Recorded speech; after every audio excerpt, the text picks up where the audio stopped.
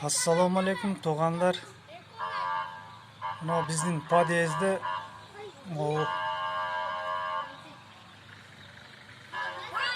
Қырғызстан деген партияның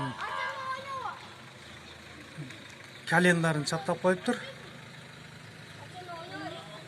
Қарасаң мына январь, февраль, март, апрель, май, июнь,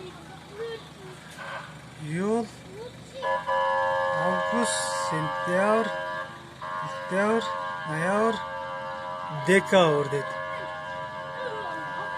Қарабайсыңар, декабрьдің 31-і жоқ қой. Не oldu? Dekabr'ın 31'i. Tatil etti.